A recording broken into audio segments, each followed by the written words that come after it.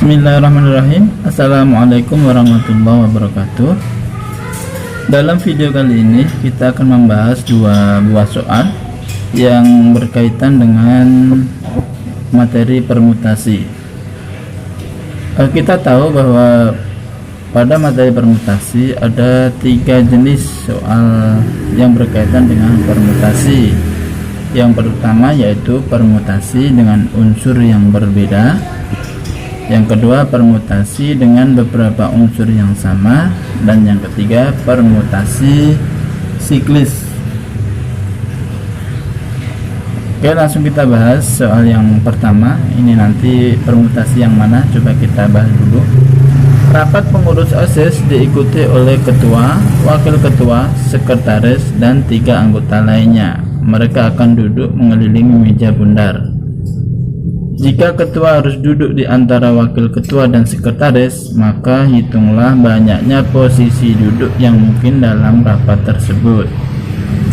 Di sini kata kuncinya yaitu duduk mengelilingi meja bundar, ya. Duduk mengelilingi meja bundar.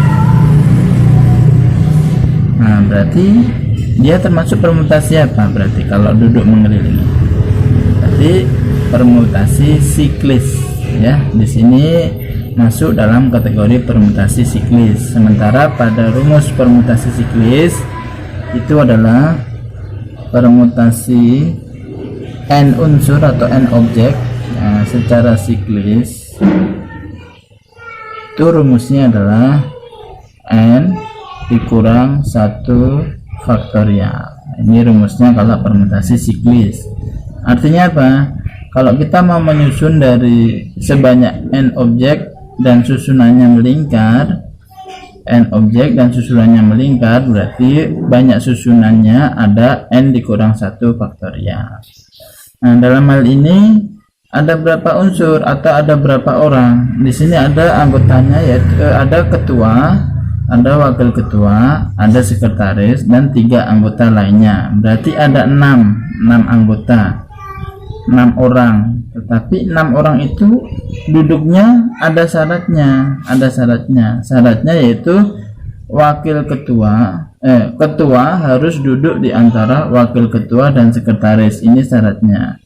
Ketua harus duduk di antara wakil ketua dan sekretaris. Artinya ketiga orang ini harus berdekatan. Jadi kalau kita buat gambar ilustrasinya seperti ini. Ada 6 orang, ya. 1 2 3 4 5 6. Tapi dari 6 orang ini ada 3 orang yang harus berdekatan, yaitu ketua, wakil ketua, sama sekretaris. Misal di sini saya kasih keterangan, di sini ketua, di sini wakil ketua, di sini sekretaris. Jadi tiga ini harus berdekatan, tidak boleh terpisah.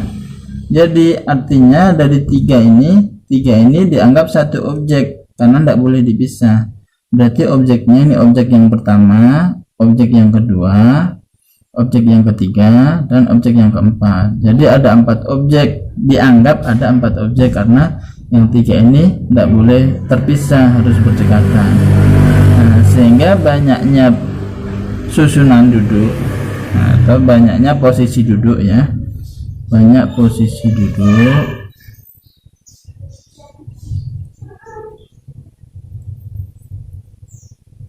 yang mungkin itu ada permutasi siklis dari 4 objek. Berarti permutasi siklis dari 4 objek.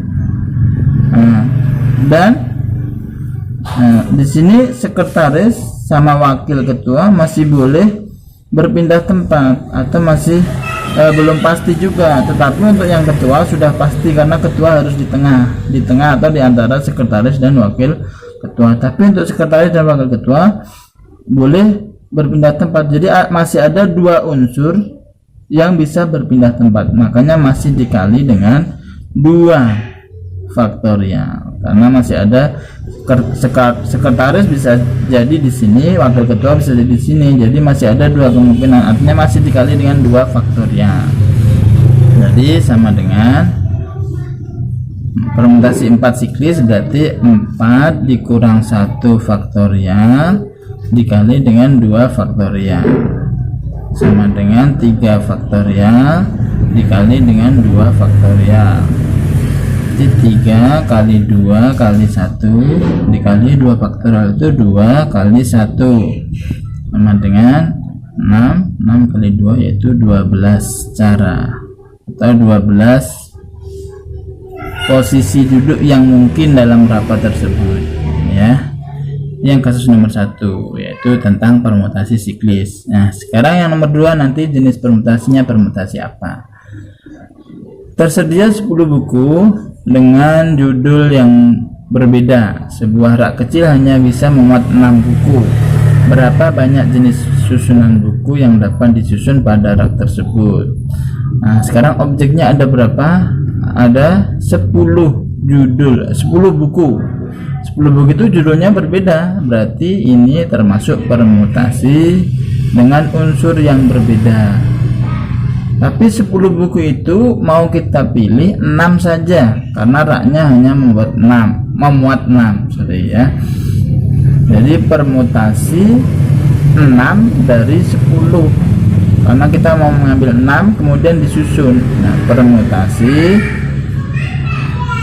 6 dari 10 atau kalau kita tulis rumusnya yaitu permutasi R dari N, R unsur dari N unsur. Rumusnya adalah N faktorial dibagi dengan N dikurang R faktorial.